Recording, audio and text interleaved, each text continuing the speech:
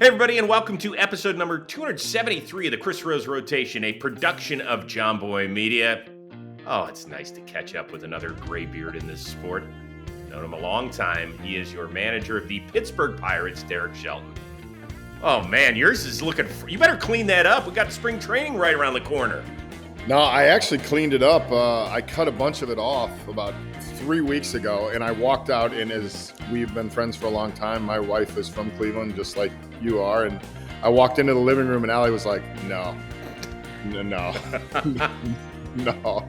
And I'm like, what do you mean? And she's like, it needs to come back. So it's growing actually back out. So I'm trying to get it back to where it was at the end of the season. Well, how long has she known you? You guys met in what, like 20 years ago or something? What was it? Yeah, I think we've been married for 16. We've known each other for 18, 19. Yeah. Did she know you? Please don't. Yeah. I mean, that may be wrong. Yeah. That's okay. Yeah, we'll check the bio. Yeah. When in doubt, ask the Pirates PR guys. Yeah. Did she know you pre-beard?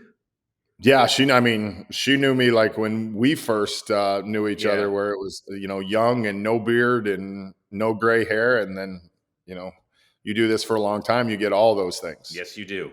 In fact, my wife, I've never had a beard because I've always been on TV and I had such a baby face. And when I start growing the beard, it looks like I've been living under a freeway, right? It's really patchy. It's ugly.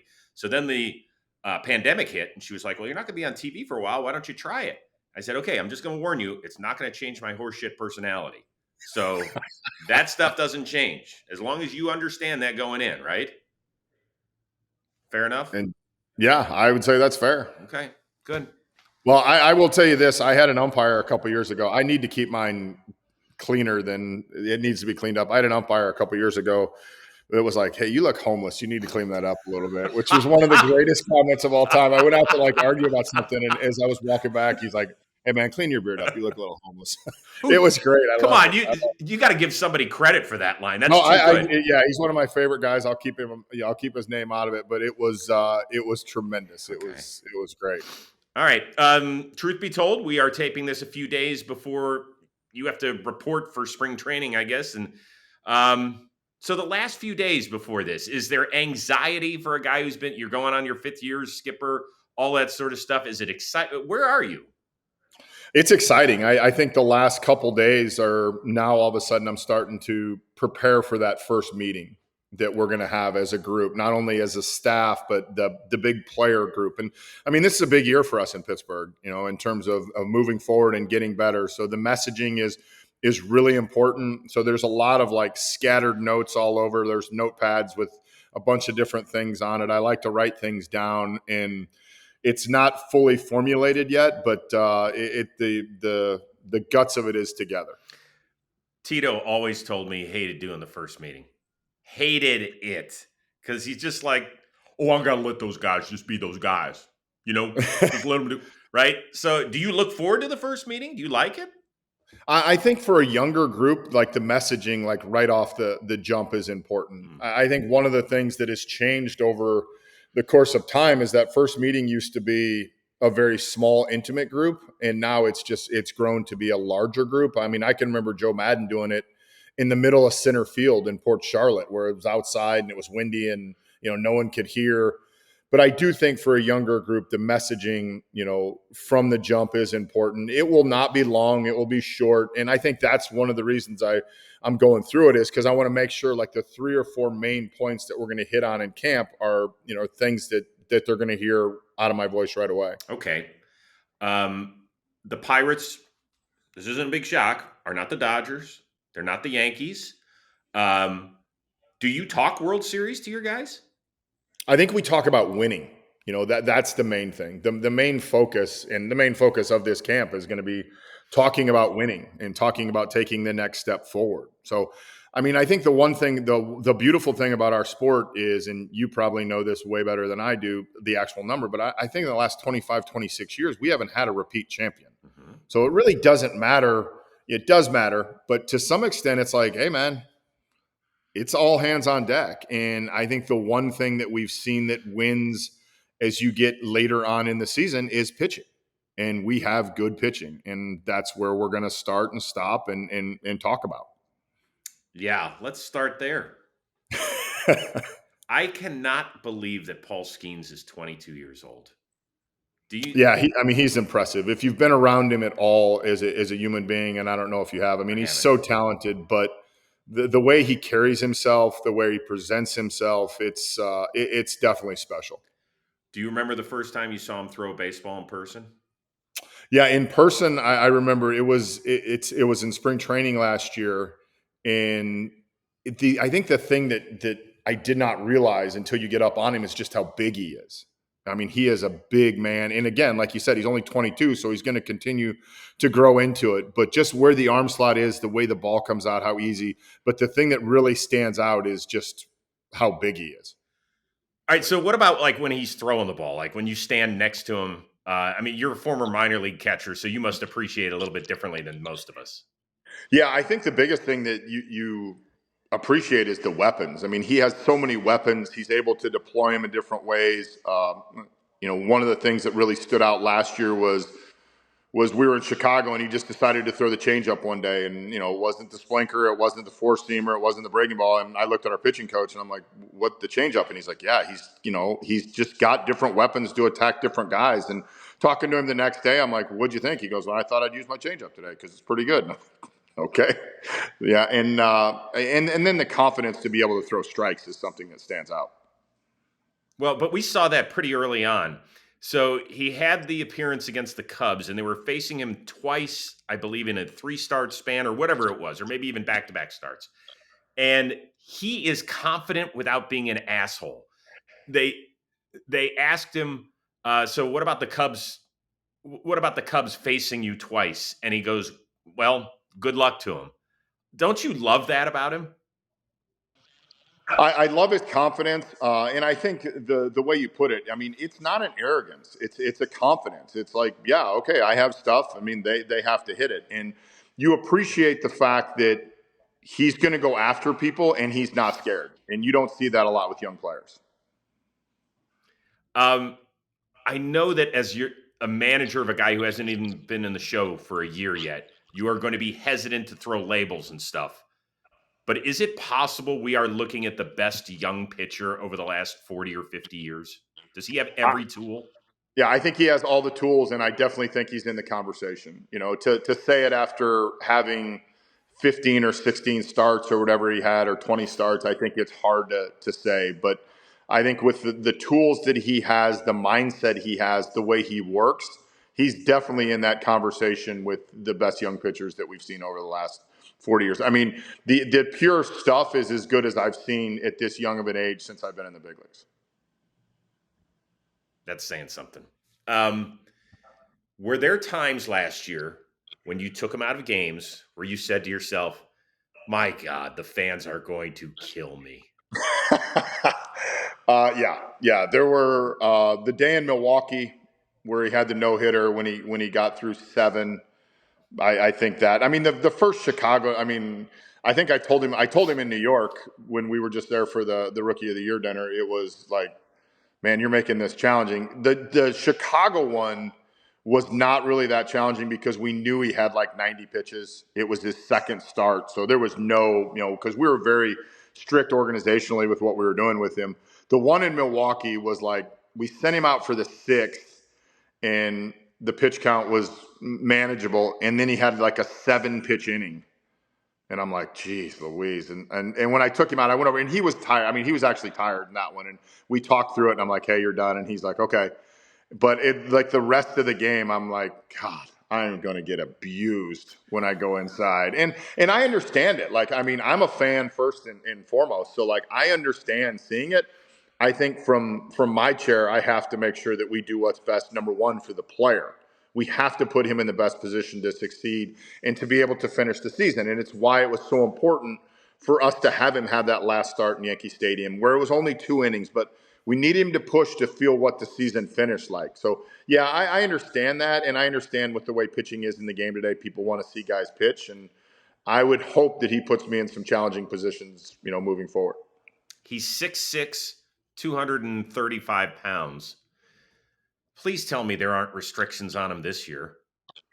No, I mean, I think the restrictions will be the fact of just monitoring what his health is, how he is. But this, like last year, we had to. It was his first full year, I get that.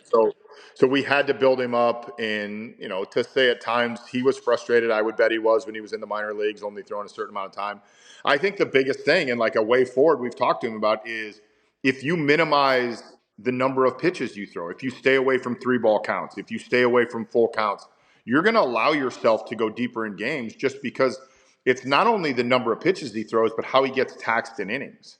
If you have 4 at bats where you go 3-2 in one inning, you're getting taxed. So the more efficient he is, and I think that's the thing, like to say, is he the best young pitcher in the last 40 years? Those guys learn that. The DeGroms, the Scherzers, the Verlanders, those guys learn how to minimize innings. And when he does that, then we're going to see him pitch really deep into games.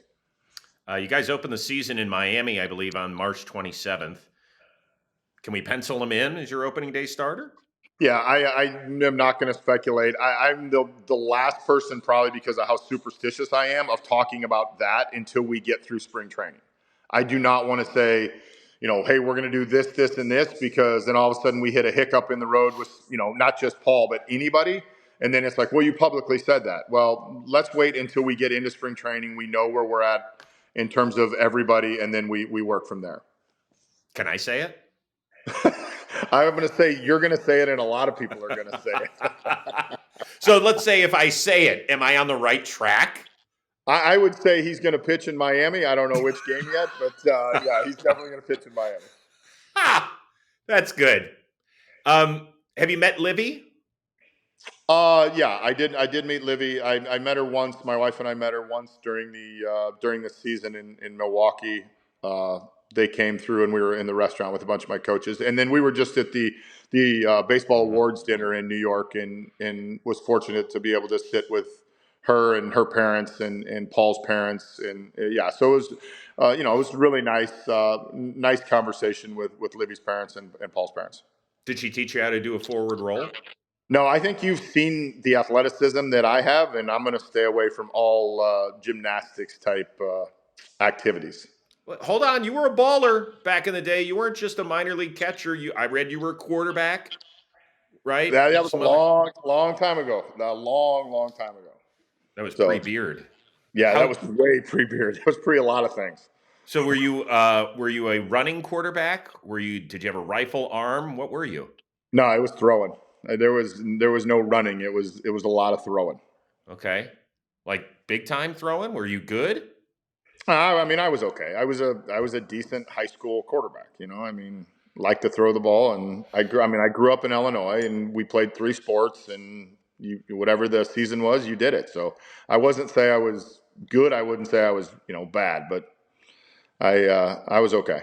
So what were you? Bears? Were you Bears, Cubs, Bulls? What were you, fan? Yeah, well, Bulls for sure. Because I grew up Bulls. I'm rocking Peyton right now, but yeah.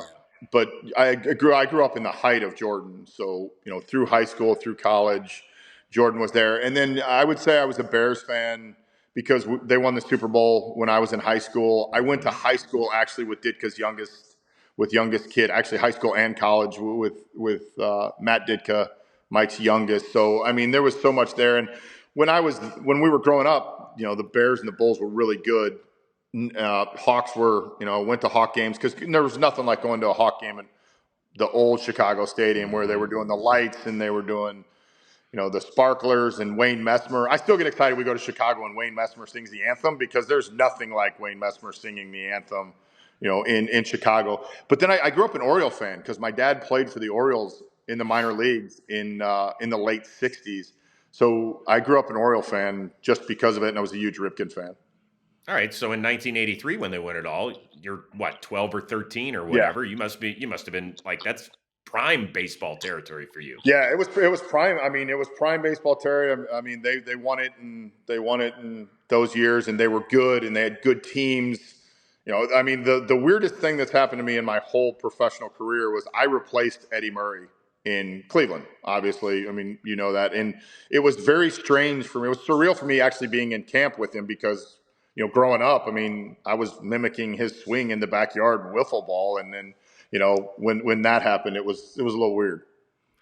For people that are losing track, they're like, "Wait, you played first base?" No, Eddie Murray was the hitting coach in Cleveland, Yes. and then you came in on the interim basis, and then served that role very well for several years there in Cleveland. Um, so you were a minor league catcher, and you blew out your elbow, right? And so that kind of ended your career. Is that what happened? Yeah, I mean, I think the biography portion of it ended my career. I think talent what ended my career. I mean, I was I was not a overly talented person. I mean, I was talented enough to play in the minor leagues. I hurt my arm, and then I was really fortunate. Like the people that I was around gave me the opportunity after the strike year in 96 when really no one hired, or 95, 96 no one hired, and then I was fortunate the Yankees gave me a job in 97. But I mean, the people say, well, your elbow ended your career. No, I think lack of ability ended my career and started my coaching career. More of our chat with the skipper on the other side of this. It's time to take your nutrition to an entirely new level. That's why I want to talk to you about today's sponsor, Huel. It is spelled Huel. It is the global complete nutritional brand trusted by over 400 million people. Their Black Edition ready to drink, it is a total game changer. It is a complete meal in a bottle, high in protein, low in sugar, packed with all the nutrients your body needs to feel and perform at its best. Now, of course, I'm always on the move. In fact, I'm on the road right now. Don't always have time to whip up a balanced meal. So this is where Huel comes in. Huel is convenient. It tastes so good. Their shakes actually taste, I don't know, kind of like a milkshake. They come in chocolate or vanilla. So join the community of Hueligans with this exclusive offer for our new customers. That is 15% off plus a free gift with the code ROSE15 at Huel.com. That is 15% plus a free gift for new customers. The code ROSE15 at Huel.com. Unlock a healthier, easier way to eat with Huel. Nutritionally complete meals in minutes so you can focus on what really matters. All right, but you grew up in the Yankee organization with some guys who eventually, like, were you with Posada? Were you with Bernie Williams? Were you with those guys in the minors? Nah, Posada was ahead of me. Bernie was in the big leagues when I was there. I played with Derek in the year that Derek made all the errors in 93 in Greensboro. I was on that team. We had a lot of big leaguers on that team. I mean, Mike Buddy, who was pitched in the big leagues, was the former athletic director at West Point and is now at TCU. He was on that team. So there were players on that team, but the best player that was there. Well, Derek was there. Mariano was there on that team. So I played with those guys, but I was coaching in the system during the whole run where they were really, really good. And it was a good place to learn. It was a good place to be. There were good players. Mark Newman, who ran the minor leagues there at that time, I don't think he got enough credit. I mean, there ended up being, I think, 10 or 11 big league coaches or managers that came out of that coach's room from when I first started. So it was a good place to be. But when you played with Jeter, and as you mentioned, as an 18-year-old, he's literally kicking it all over the infield. Could you have ever envisioned a day where he became Derek Jeter? Yeah, I don't think you ever envision that he's going to be a guy that's like fifth or sixth career on the hit list. But I do remember one night specifically, in the minor leagues, you spend a lot of time with your teammates and spend a lot of time having fun. And we were around having fun one night, and somebody said, like, man, we're going to tell our grandkids one day we played with this kid. And that was the sentiment. It was an entirely college team, and he was 19 years old. And the things that he did, he weighed about 145 pounds, 150 pounds, but it was just like, my God, his athletic ability, the way he could hit, the way he could handle the bat, like you just didn't see that. It separated itself. And I think next year was the year that, he kind of grew into his body a little bit, and he made the ascent from the Florida State League to AAA. But yeah, when you were around him, I'm not to say that everybody was like, oh, he's going to be a first ballot Hall of Famer, but like we knew he was different than everybody else. So you caught Mo too, right? I presume. Yeah, Mo was the starter back then, and that was pre-Cutter. That was a year off Tommy John. He had actually been at a higher level, had Tommy John, and came back. And I can vividly remember catching him one night. I think it was in Asheville, and he basically threw the ball exactly where he wanted to all the time. And again, Mo was skinny. He weighed 145 pounds, and it was just easy out of his hand. That's awesome. So your career ends, and you told us about getting the start in coaching after the mid 90s, but you had to be just kind of like Joe Dude, like a lot of people in this country, and work. So what were you doing? I've read you had some interesting jobs. Oh yeah. So the year in between, I worked for a moving and storage company in St. Louis. I was living in St. Louis, and I got this job at a moving and storage company. And I'll tell you what, I have a lot of respect for people that do that, because I spent an entire summer in the Midwest, about 4 months, just doing it. And it's funny, like I went in and interviewed, and like I went to college, and I went in and interviewed like in a suit and tie, just no awareness, and like, I'm going to be working on a truck in like camo shorts and a t-shirt, and the guy's like, yeah, I don't really think I have anything. And then he called me later in the day, and he's like, hey, can you come in tomorrow? And I was like, yeah. I mean, I didn't have a job, and we worked an 18-hour. We moved a hospital department, and it had to be done in one day. We worked 18 hours, and I can remember like going home and like, oh my God, what did I get myself into? It was probably the best learning experience I've ever had, because, you grow up, you go to college. I worked with all these guys that they were, I mean, the epitome of grinders. They worked hard for 5 days, and then on Friday, when we got done at 5 o'clock, we drank hard. I mean, they got after it as soon as we got off the truck. But the learning experience and the work experience of like how hard you have to grind is something that has stood with me forever, and I appreciate that. And then I was getting ready to leave. I was like, okay, I can't do this, and they offered me a sales job. And it was probably my first like real test of like learning to lead, because then I was actually leading jobs with the guys I just worked with. And you learn to listen, because I screwed up so much stuff. I would get on jobs and they would be like, are you kidding me that you build this job at this? Or like, we only had this many guys. But the fact that, we had the interpersonal relationship when we'd work together, they covered for me. And they basically taught me how to effectively lead people, or so it really stood out. And then the funniest part is when I left, I went in and told my boss. I was like, hey, I'm leaving to go work for the New York Yankees. And he's like, no, really, seriously. He's like, where are you going? And I'm like, I got a job with the New York Yankees. And he's like, this is bullshit. Like, no, you're not. And I'm like, yeah, I'm going to work. He's like, come on, tell me, where are you going to work? And I'm like, dude, I got a job with the Yankees. And he's like, all right. So, yeah, totally did not believe me. Did you need Costanza to call him to verify that you worked for the Yankees? Yeah, we sent jerseys, the cotton blend one, the polyester one. Hey, by the way, when you're learning how to move furniture, is there like a trick to it? Were the older dudes saying, okay, if you're moving this piece of furniture, this is the way it's? I've always wondered that. Yeah. So the worst thing about doing this is then all your friends know you know how to move. So then they're like, hey, will you help me move? The biggest trick is with couches, you always flip them up. Okay. So everybody wants to put their couch like horizontally. You don't. You put it vertically, because it saves a ton of space, because most of the space in trucks that don't get used is higher, if you think about it. So like when you stack a truck, so you put your sofas vertically, and then you kind of put them together like a puzzle piece. And then the last thing you do is you put your mattresses in last, because it pushes everything up against it and kind of keeps it support. It's like a secondary door. What's the worst thing you had to move? The worst thing we moved is, I told you we were in St. Louis. We were in Clayton, Missouri, which is a suburb. It's an affluent suburb in Missouri. And we had a player for the Rams, and I don't even know who he was, but he moved into this apartment building, and he had this bed that was, my God, this thing was humongous. It was like a shrine, and we couldn't get it on the elevator, so we had to carry it up and down. We had to carry it 3 flights. Oh, it was miserable. It made me not want to cheer for the St. Louis Rams at the time, because I was like, screw this guy. I mean, why do you need a bed this big? Like, so yeah, that was the worst piece. What is the appropriate amount to tip? I've never figured this out. I've lived in 5 houses in LA, and I've never quite figured out, what do you tip? Because it's not like you can't do 20% on a move. You'll be out a shitload of money. So what do you tip, guys? Well, you're a celebrity, number one. So like, I mean, you have to tip better. I'm a D-lister, and in LA, I might be a G or H.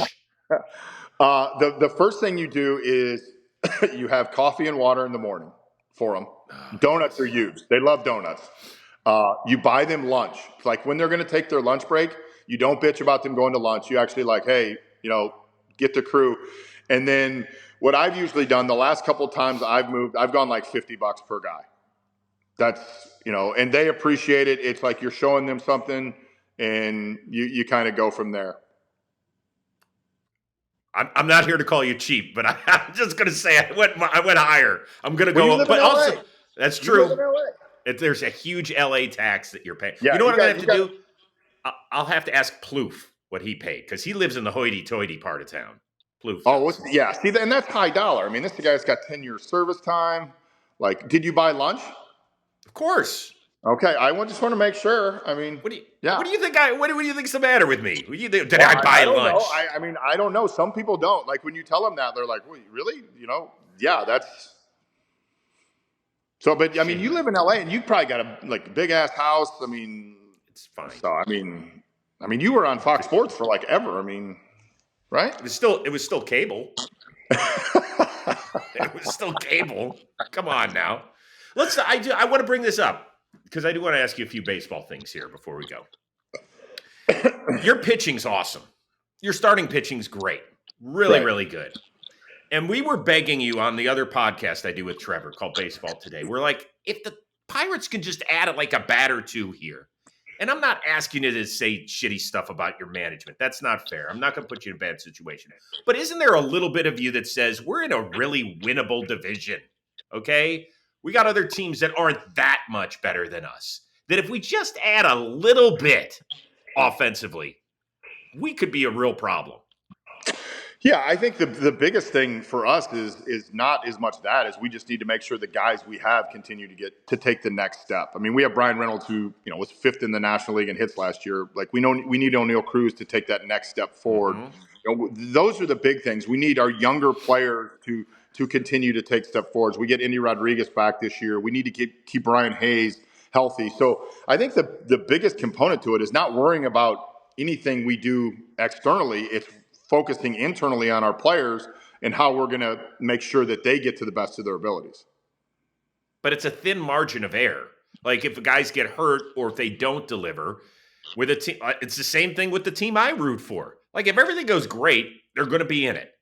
But if there's an injury or Oneil doesn't kick it up into gear, it makes it harder on you guys, doesn't it? Yeah, and I think it's not just the Pirates that have that challenge. There's other teams that have that challenge, and I think the big thing is, and your team did a good job of it last year, is like that next man up mentality. When they had guys that didn't do what they were supposed to do. Like, I mean, no one thought Noel was going to do what he did last year, and then he steps in and has, the year he has. So I think a little bit of it is you have to find kind of that diamond in the rough within your own organization, or a sign that is maybe a free agent sign or a low 40-man roster sign. But that's you have to take the mindset is like, okay, if this guy doesn't, then who's the next guy that's going to? Okay, I suppose that's all fair. We talked about Oneil Cruz. What does the next level look like for him? Well, I think the most important thing is we got him away from shortstop and we kind of freed him up. And the strides he took last year, I mean, let's just take the simple stride that he took left on left. I mean, the first part of the season, it was not good left on left. We went to him with our hitting group went to him, approach changed. Over the last, 2.5 months, it was like an 850 OPS first left. So basically with Oneil, it's just playing. Because he missed all the COVID year in 2020, and then he missed all of 23 because he broke his foot 4 games into the season and really missed an entire year. So he's missed a ton of at-bats. So last year was just so important for him, just getting the reps and getting him on the field, because he has the ability to do so many things to impact the game in so many ways, but he had just missed so much time that it was a challenge for him. And I think, going to your other podcast, you talk to the guys that played, missing time is miserable because you can't get back up to game speed without doing it. What's the best tool that he's got? The ability to hit the ball hard. I mean, he hits balls so hard. He hit a ball last year at PNC that off the bat, my first reaction was, oh my God, this is going to kill somebody over the Clemente wall. Because it's a line drive. I mean, just a rocket. And you're like, oh, somebody in the first row's got to get out of the way. Like if it gets up high enough and it gets somebody, it's going to do damage to him. That's the thing. He hits the ball so hard.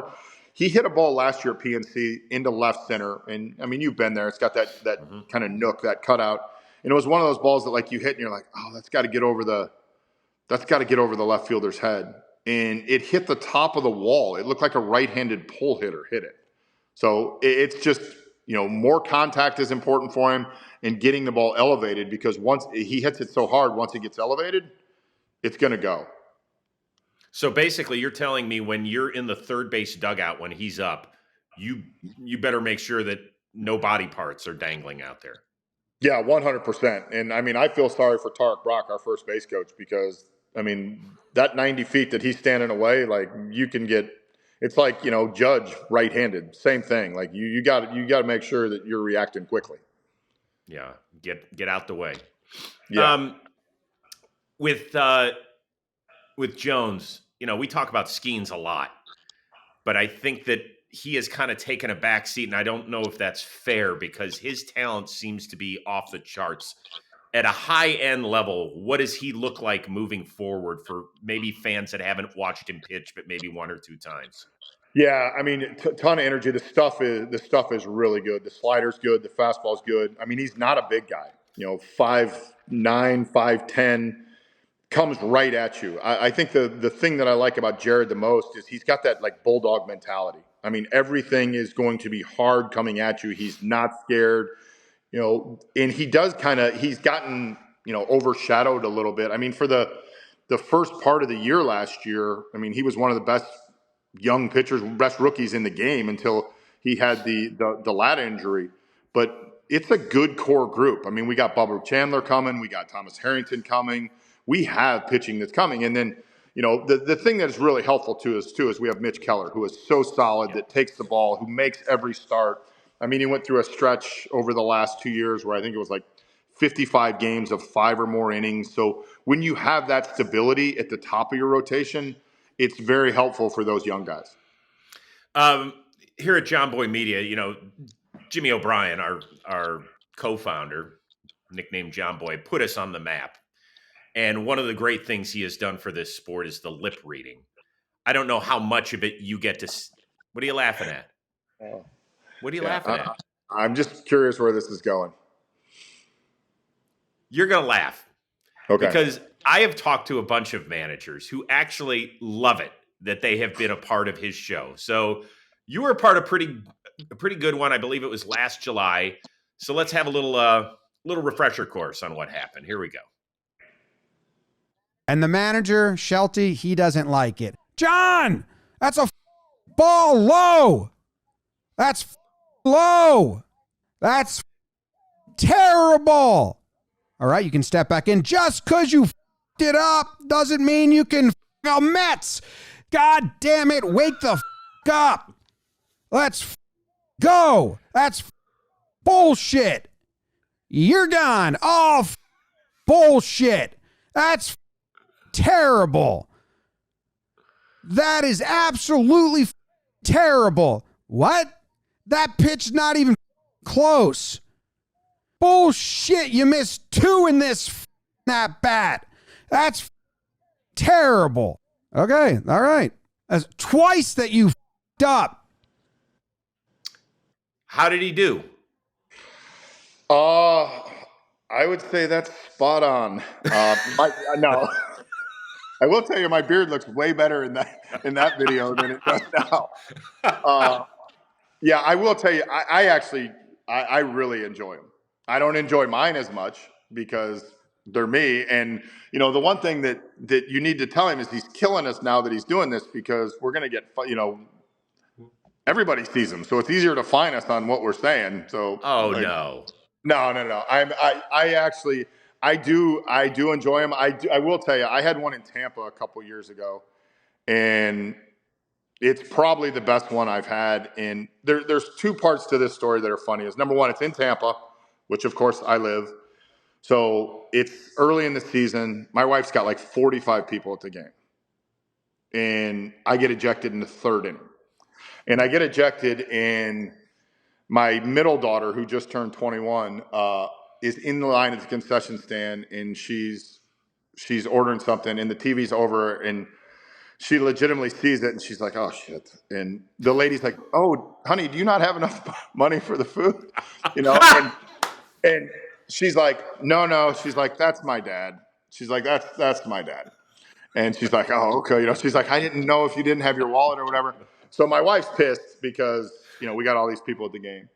But my son, my oldest, he calls me the next day and he's like, "Dad, you made it." And I'm like, "Why, Jackson?" He's like, "John Boy did your thing." He's like, "You made it." He's like, so, I mean, maybe it's a rite of passage that you make it, and, when you get Jimmy to do one. It's great. I talked to Brandon Hyde about it.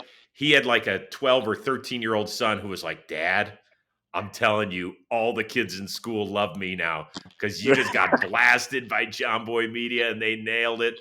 Like, it is kind of a rite of passage for you guys. It is a rite of passage. I mean, my favorite one was the Booney one last year when Booney's like looking at his nails, and when the guy over the head yells something and he gets ejected, and all you see is Booney like looking at his cuticles, and then he's like, "Wait, what?" So yeah, they're enjoyable. They're funny. I mean, it's funny because the staff loves them. Like, they'll walk in and they're like, "Hey, have you seen it yet?" And I'm like, "No." And they're like, "All right, check it out." But yeah, he's spot on. I mean, he didn't miss anything in that one. And the funny thing, and the umpire in that one is one of the better umpires in the league. John Tompane is one of the best, if not the best, ball strike umpire in the league. And that one I probably took a little bit too far. A little bit too far because I didn't stop. So when that happens, do you feel bad when you're sitting in your office afterward, or how does that go? Yeah, it matters. Like, it matters in different things because of the fact that, like, sometimes you have to protect the player. Like, in that instance, it was Swinsky. Swinsky does not say anything, and he had reacted to it. Sometimes, it's just maybe you need to do it because you're in a little bit of a lull with your team, and you try to provide a little bit of spark. Sometimes you just lose your mind, and that happens, and I'm trying to mature and not do that as much. Don't stop, please, because it's fun for us. It really gives us great I got to tell you, man. It's that we don't have enough of that because of the replay. It's taken so much of the fun away. Like, that is truly fun. You don't see it in other sports the way we do it in baseball. I miss those. No, it's funny, and I have a couple friends that are NFL coaches, and they're like, "God, I wish we could do that." Like, they can't. It doesn't happen. Mm-hmm. And I mean, the greatest of all time are like the old Earl Weaver ones that you see on Instagram or Twitter now, where like he's going nuts and he's yelling, and those are great. And the fun, not the fun ones, but the good ones are the veteran umpires, because they'll go right back at you, and. The thing that I really appreciate about umpires is, like, there's no animosity. The next day you see them, and it's like, okay, it's part of the job, and you go. But I do think that replay has taken away a lot of interactions between managers and umpires. And then there's a lot of time you go out to argue, or you go out to talk to them, and they're like, "Hey, Shelty, like, this is what it is. Like, this is the way it reads." So my worst one is I had one a couple years ago where I got the rule wrong and I argued, and then I came back and one of my coaches was like, "You were wrong." I'm like, "God, you could have told me that before I went out." So what rule was that? It was a touch in the base. It was a situation where runner rounds the base, but it matters where your back foot is, and the back foot didn't clear, and I didn't get a clear version of it before I went out to argue, and so, yeah. Have you ever had an umpire apologize to you? Yeah, we've had umpires that the next day will come back and say, like, "Hey, we missed this or we did that." That's the great thing about umpires is, like, they're extremely accountable. And the one thing that that I learned from Madden when he was managing is, like, if you ask them if you feel they missed something, and if you say, "Hey, will you take a look at it? Will you look at this and then tell me tomorrow, like, what you thought?" And we had an instance this year with Marvin Hudson, who is a really good umpire, veteran umpire. I asked him something, And I didn't agree with him. And he's like, all right.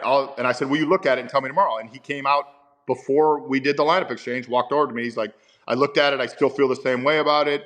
I just want you to know that I took the time to look at it. That's all that really you're asking is you're just asking for the back and forth. And, sometimes it gets heated and sometimes, maybe it shouldn't. But the fact that they care so much, and they do care. And I think that's the one thing, it's really easy to be critical of an umpire. Like I said, that was with Tom Paine, and Tom Paine's a really, really good umpire.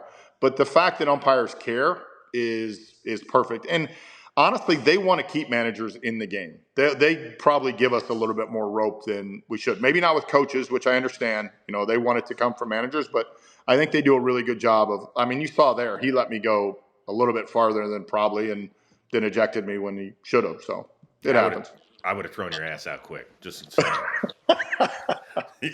Your butt would have been back in that clubhouse quick, in a hurry, pal. Last thing, your dad, you mentioned him, that he was in the Orioles organization. And his name was Ron Shelton. Of course, Ron Shelton, the famous Bull Durham director. Did he really play with Ron Shelton? Yeah, he did. He played with Ron Shelton. So my dad played on a rookie ball team that Joe Altobelli managed. Oh, man. That had Bobby Grich, Johnny Oates, Don Baylor, and Ron Shelton. So, I mean, Baylor, one of the best DHs of all time, managed in the big league. Bobby Grich should be in the Hall of Fame. Like, I mean, you look at his WAR compared to other players. I mean, he's running a 70 WAR. Like, that he'd be in the Hall of Fame. Johnny Oates played, managed, whatever. Altobelli won a World Series. And then Ron Shelton. And my dad used to tell us these stories all the time. My dad's a high school kid from Southern Illinois, and Ron Shelton is from California and went to college. And they used to get stuff mixed up. In fact, Ron Shelton wrote a book just this past year, and it talks in the book about my dad. And I think it even references now, his son is the manager of the Pirates. But yeah, it's one of those things. We have never met. I'd like to meet him when we come to LA. I'd like to try to get together with him and meet him. But yeah, he played with him. It's a weird story, but it's true. And it's funny because when I first got to the big leagues, a couple of people actually talked on air about how my dad wrote and directed Bull Durham. And I'm like, nah, that's not. I had somebody ask me on the field one day. They're like, that's got to be so cool that your dad wrote and directed Bull Durham. I was like, my dad was a high school principal. No, it's not the same thing. By the way, I met Ron Shelton. His kid and my youngest played against. They were in the same league in high school baseball. So really? He came up and introduced himself one day, and I was like, "Please, sir, yeah. How are you?" Yeah, awesome. It's cool. I need to try to connect you need to with meet him. him. I got his number last year when we were come on from one of the guys from the Giants, and I need to do it when we're in LA. But it would be cool. What I need to do is when we play the Dodgers, I need to fly my dad out and have him get together. That would be cool. So you came up with a good idea for me. Thank you. Absolutely, I'm happy to contribute something over 50 minutes of our chat. I'm a little pissed that you couldn't wear a Pirates hat. I mean, you had to. If I had been home, I'm hosting a charity event tonight in Cleveland. So if I had been home, I would have been all over the stovetop. That's the one I've got. See, yeah, I mean, I've seen this show, and usually you're appropriate. Yes, I apologize. Can you tell Hedgy when he does it too that he doesn't have to sit this close to the camera? Why does he sit that close to the camera? Because we don't see his face that big on the TV or on the screen. Like, can he not lean back? Is he too nervous to lean back? Can you ask him the next time he's on?